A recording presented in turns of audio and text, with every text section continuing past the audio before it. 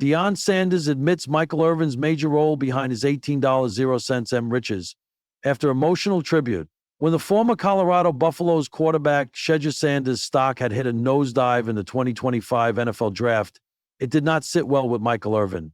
The NFL legend turned analyst did not mince his words while commenting on Shedeur's fall. The $50 million 0 cents robbery of Shedeur Sanders? Because that's what I just witnessed. Irvin seems to have a soft corner for his old buddy, Deion Sanders' son. The two played for the Dallas Cowboys from 1995 to 1999. Their bond got a forever seal as Deion and Irvin won the 1996 Super Bowl 27-17 over the Pittsburgh Steelers. Now that decades have passed by, their bond has not faded away. Both Irvin and Deion are far removed from the sport, yet close.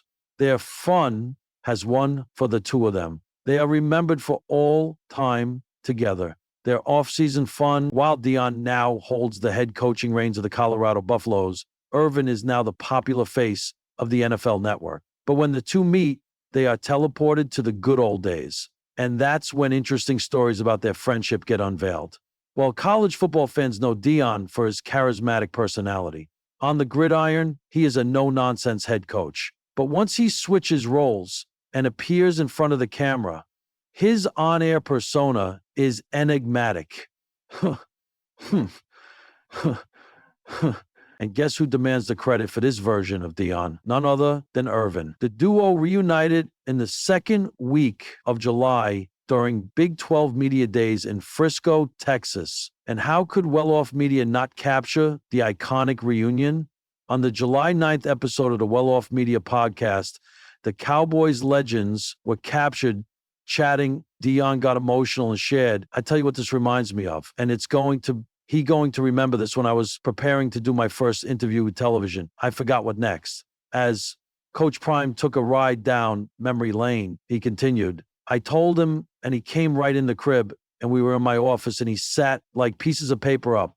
1, 2, 3, like the 3 cameras that will be filming you when you do your network show. I didn't know nothing about that. And he taught me how to make love through cameras. He joined CBS Sports as an analyst for the NFL Today pregame show in 2001 and worked there till 2003. Later on, in 2006, Deion joined NFL Network on NFL Game Day on Sunday nights and the on-the-field pregame show. On combining both his stints, he approximately earned $18 million 0 cents. Both Irvin and Deion had taken their exit from Dallas in 1999. Right after retiring from the NFL, Irvin took a leap and transitioned into broadcasting. On the other hand, Deion made further stops in Washington, Redskins, and Baltimore Ravens. So, in the meanwhile, Irvin had already picked up the nitty-gritties of broadcasting, like camera placements, etc. And during that chat session, he chimed in like a professional. I said, listen, when you come on set, your best friends is going to be camera 1, 2, and 3. Don't worry. The Buffs head coach has indeed been grateful to have Irvin more than just a teammate. He came to crib and taught me television.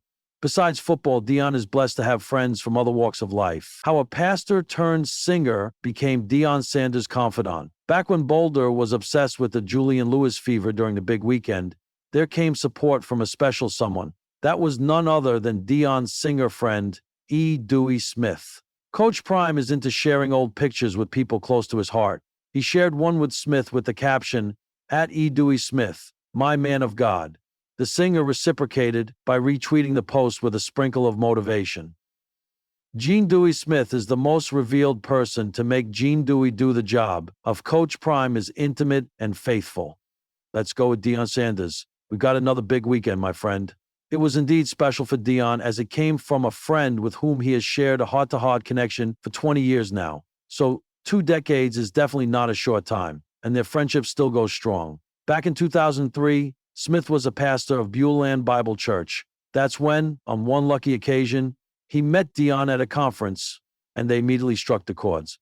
Even though their professions have been different, Coach Prime has found Smith by his side as a pillar of strength, as Deion Sanders once confessed about his bond with E. Dewey Smith. To 13 WMAZ's Marvin James, he's definitely a chosen man of God. For me, for a time like this, I need him, and I love him, and I thank him for his transparency as my man of God, and I respect the heck out of him. God bless. Fueled by faith, friendship, and family, Deion Sanders has weathered every storm that came his way. The cameras were rolling, the room was packed. Deion Sanders stood at the podium, not in a Colorado Buffaloes hoodie this time, but in something quieter. A black suit, no sunglasses, no performance, just Deion, just the man behind the prime. And as he choked back emotion and gazed out at the crowd during a tribute ceremony meant to honor his legacy, he veered off script. He wasn't there to talk NIL deals, college football hype, or his $18 million, 0 cents net worth. He was there to talk about Michael Irvin. The reason I ever learned how to carry myself like a brand, the reason I ever thought I was worth anything more than a contract, was that man right there, Deion said, pointing at Irvin, seated quietly in the front row. You see that $18 million? 0 cents. That's not just football, that's belief. And he taught me how to believe I was worth it. Brotherhood forged in fire. The friendship between Deion Sanders and Michael Irvin is football folklore, forged not just in locker rooms, but in locker room wars. Back in the 1990s, when the Dallas Cowboys ruled the NFL and egos roamed like giants, these two alpha dogs became more than teammates. And it took a year to figure this out, but I finally realized what it took. They became brothers. On paper, they were polar opposites. Deion, the flashy, camera-loving cornerback with the world's sharpest suits and fastest feet. Irvin, the gritty, chain-moving wide receiver who talked trash like he breathed air, constantly and unapologetically. But behind the scenes, they were cut from the same cloth. Relentless, loyal, vision-driven men who didn't just want success, they demanded legacy. Irvin once said, Deion was the only man I knew who walked into a room like he owned it and actually did. But what Sanders revealed in his tribute was that Irvin was the man who taught him how to walk in the first place. He taught me to hustle outside the game. The football field was only half the battle. Sanders admits that early in his career, he saw the game as a finish line, not a springboard. I was just thinking about Pro Bowls, about rings, about speed. That was my lane, Deion said. But Mike was thinking business. Mike was thinking bigger. Irvin, a product of Miami's tough streets and the NFL's sharp learning curves, pulled Deion aside during those Cowboy years and said, Prime, football ain't forever. The camera will turn off. The pads will come off. And if you don't own your name, someone else will.